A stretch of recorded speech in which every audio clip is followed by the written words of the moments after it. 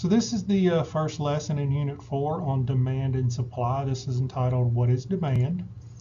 And we want to start by defining what demand is. So demand is a behavior, therefore it is something consumers do. Demand is an action that we take. We demand products and services. So consumers demand products and producers supply them.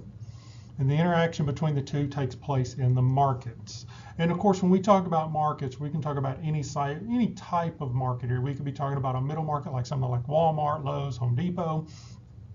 We also could be talking about the markets for the factors of production, in which place consumers would be the corporations, for example, that they want labor. I mean, in that sense, they are demanding the labor.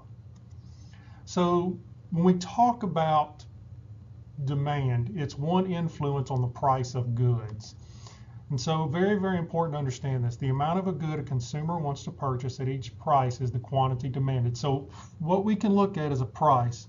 And every time that price changes, what we're going to notice is a change in the quantity demanded.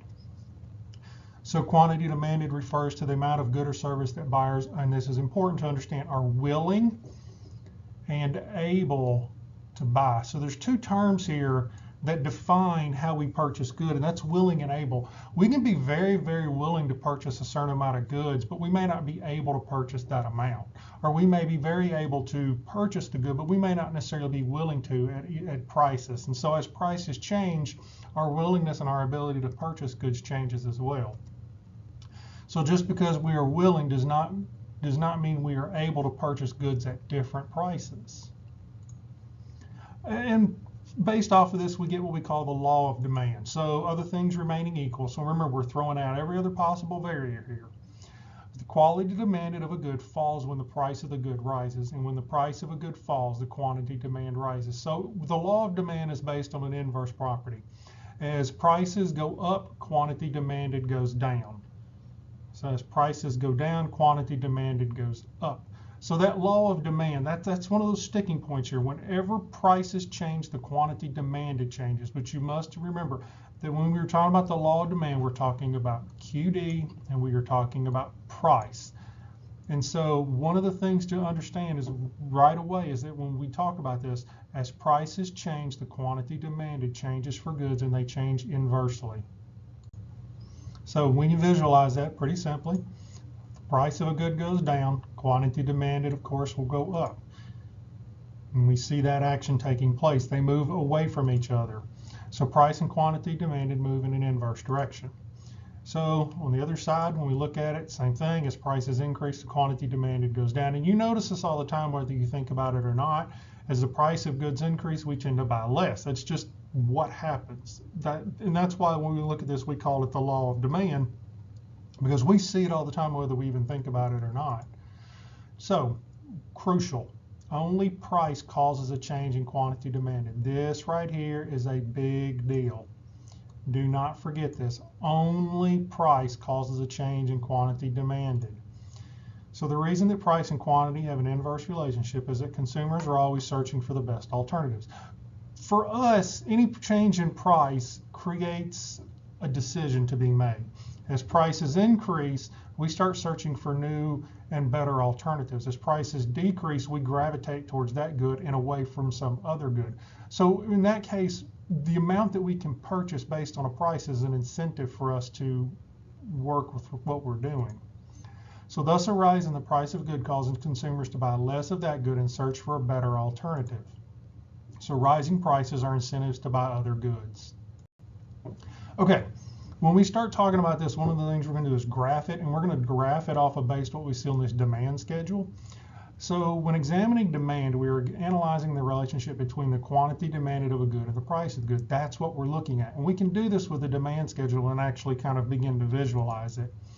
Remember, though, that other factors remain the same in order to isolate the variance. So we're kicking out every other thought process that we might have and only focusing on that impact that price has. Also, we study demand in the context of a competitive market. We do this because when we talk about a competitive market, it's one in which there's so many consumers and producers that one individual or producer can't affect the market. In other words, 10 people could walk out and 10 people could walk in, and nothing would change. 10 producers could leave, and we just wouldn't notice because there's so many people buying and selling within this competitive market. So the best way to visualize this relationship is through the use of a demand schedule. And so the demand schedule shows the relationship between a list of quantities demanded at different prices. So all the schedule is this is just a table. So it's just a real simple table. So you can see it here. And all we're looking at, of course, is when we see prices going down, we see quantity demanded increasing. So as you can see on the right, the demand schedule shows that as prices fall, the quantity demanded increases.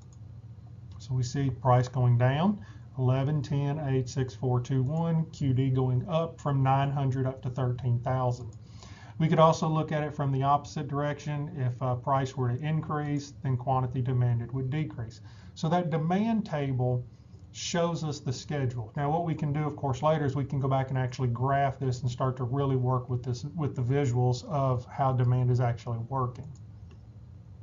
So notice, of course, if we move in the opposite direction, QD will fall as prices rise. Remember, the law of demand states that price and quantity demanded are going to move inversely from each other. And so in our next lesson, we'll graph the demand schedule out and actually be able to visualize that movement along the curve, and then also some other things that are taking place. So this is an important question, and it's one sometimes students often miss and they get a little bit confused on because they don't differentiate the two terms. So are changes in quantity demanded the same as changes in demand? And that's an important question to ask, and it's a question that often seems to confuse people. So think about this. We said that demand is a behavior of consumers. So demand is a behavior, while quantity demanded is a particular amount. So these are not the same thing. Demand represents the behavior, the entire, the whole. QD represents the specific, the particular, the exact quantity demanded based on a particular price. So they are two different terms that often people just interchange without really thinking about what they're saying. So the two terms themselves are different. Now, as you learned earlier, now remember, crucial point here. The only thing that can cause a change in quantity demanded is a change in prices. So look back at that. So the only thing that can cause a change in quantity demanded is a change in price. That would seem to tell us that there are things that can cause a change in demand which have nothing to do with price. So the basis of the law of demand, prices change, quantity demanded changes inversely. So what causes a change in demand? Well, key rule number one here, price does not cause a change in demand. So remember that. Price only causes a change in quantity demand, and price does not cause a change in demand. So that's one of the first things you're going to have to remember. So the things that cause a change in demand, we call these the determinants of demand. So first, remember the quantity demanded is only affected by a change in price. Price, however, does not affect demand. However, other things do affect demand, not, of course, price. So the first of these determinants is what we call income. So income, your consumer income, changes in income cause changes in demand. So when the income of consumers changes, demand changes. Pretty simple thing to understand. Now, we break it down into two types. So economists classify goods as two types. First, we have what are called normal goods. And then the second would be inferior goods. Now, normal goods are those that see a fall in demand when income falls. So if your income changes and it rises, then your demand for goods increase, then those are normal goods. So normal goods will move in the same direction as a change in income. So pretty simple. Normal goods move in the exact same direction as a change in income. So they're conversely related. Inverse meaning opposite, converse meaning the same. So these two are going to move in the same direction. So let's kind of break it down and look at some examples between normal and inferior goods. So in this one model here, we see this income went down, therefore the normal good demand went down. So if you take a pay cut that causes you to buy less steak, then the steak is labeled as a normal good. So when our income falls, our demand for steak decreases, therefore steak is a normal good. On the opposite end, of course, if our income increases and that causes us to buy more steak, then steak is the normal good. So normal goods, and almost all goods are going to be classified as normal goods. This is just one of the easy things to remember. When we're looking at the economics, almost all goods are going to be labeled as normal goods because they move in the same direction as our income does. So essentially every good is a normal good because change in our income creates changes in our demand moving in the same direction. Now, if our income were to rise causing our demand to fall for a good, we would classify that as an inferior good. So if income fell, then the demand for a good would rise. So these two move in an inverse direction, so they move oppositely. So let's take our previous example. So if you take a pay cut that causes you to buy less steak, you might buy more chicken instead, and that would make chicken an inferior good. So we would look at it like this. So if our income falls, then the demand for our steak will fall with it. If that caused our demand for chicken to rise, then we would say that chicken is an inferior good. So you can see income goes down, the inferior good would increase. So our second factor here is the price of related goods. So the first thing that causes a change in demand is income. The second of these is price of related goods. So the demand for one good is influenced by the price of another. Make sure you understand that, okay? So the demand for one good is influenced by the price of other goods. So the price of our good is not changing, rather it's the price of another good. So the price of one good changes, it can have a positive or negative effect on the demand of another. Our first term here we use is substitute goods. So when the price falls for one good, so we'll call this A, then its demand will increase. That's the law of demand. And this causes demand for another good, let's say B, to fall. So if we look at that, what we're saying here is that basically consumers will always seek out the greatest advantage. We said that early on. So if prices rise for one good, we will buy less of that good. And this leads us to buy more of a substitute for that good. Okay, so let's look at an example here of substitute goods. So we've got our steak and our chicken, two of my favorite things to eat. So if the price of steaks were to go down, the quantity demanded of our steak would go up. We know that that's the law of demand. The question is, how does the change in the price of steak affect the demand for chicken? So here's what you have to remember. The price of steak changed. The price of chicken did not change. This is where students always get confused. The price of chicken is not changing. You'll notice I've got this flat line here for it's neutral. It remains the exact same. So when the price of steak falls and the quantity demanded for steak rises, it causes the demand for chicken to fall. Now, of course, the question will be, why is that? And so here's the thing. Since steak is now cheaper than chicken, which did not change price, people buy less chicken and obviously, of course, will buy more steak. So this is the key. When the price of steak falls below the price of chicken, quantity demanded for steak will increase, causing the demand for chicken to go down. Now, if the price of steak were to fall, but yet it still remained above the price of chicken, then it wouldn't matter. This situation would be irrelevant. It only matters, of course, because the price of steak fell below the price of chicken. So naturally, as consumers, we seek out the best alternative, which means that we will buy more steak and we'll buy less chicken, even though the price of chicken never changed. So in other words, what we see here is a change in the demand for chicken with a zero effect of price. Okay, let's talk about complements. So complementary goods. So we'll start with an example here that kind of help explain what this means. So suppose the price of hamburgers fell, consumers would buy more hamburgers. That's the law of demand. Remember, quantity is going to change because price changed. So we know that. What is interesting is that when they buy more hamburgers, they also buy more hamburger buns. So hamburger buns in this sense are complementary goods. The price of hamburger buns isn't going to change, but people are actually going to buy more just because they're buying more hamburgers. Same thing with hot dogs. If hot dogs were to go on sale, people are going to buy more hot dogs. When they do that, of course, they're buying more hot dog buns.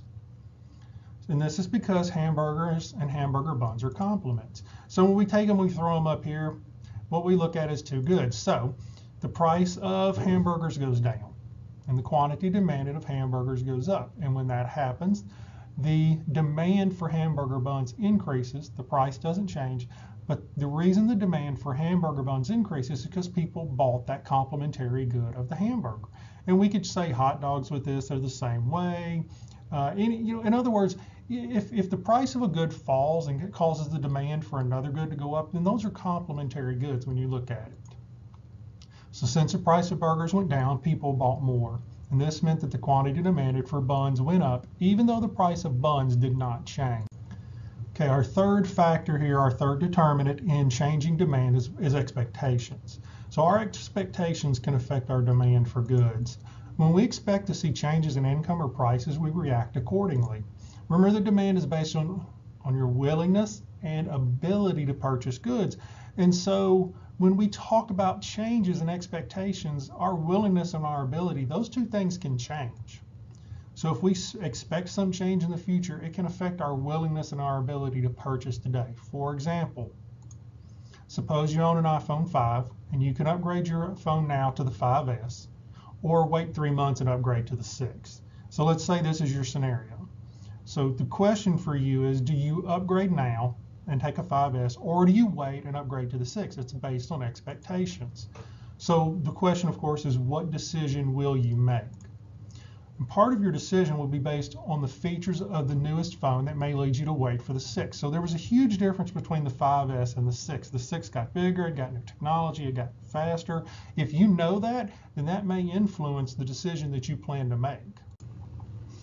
So our next determinant here is taste.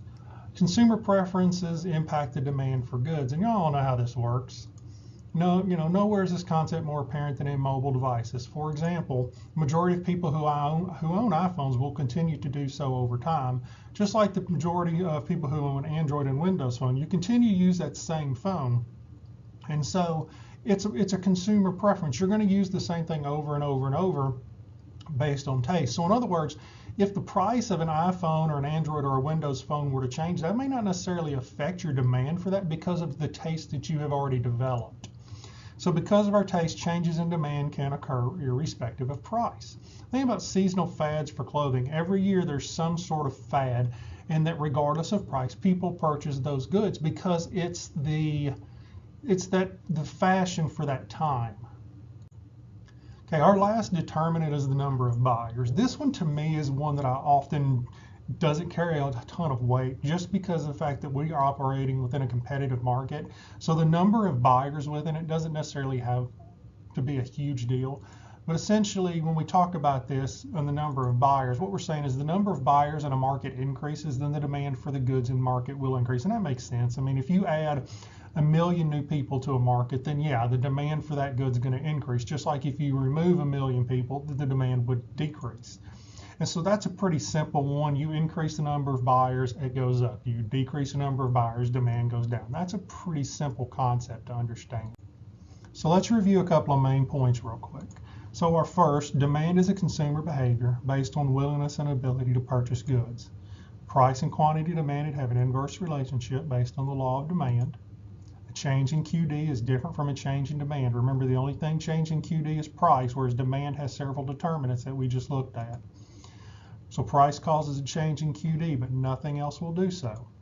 Changes in demand are not the results of price. So see the determinants of demand. We just went through those. So make sure you understand demand, because literally for the rest of this course, you will be seeing demand and demand curves over and over and over, because everything from this point is going to be based off the interaction in the market of buyers and sellers, which is supply and demand.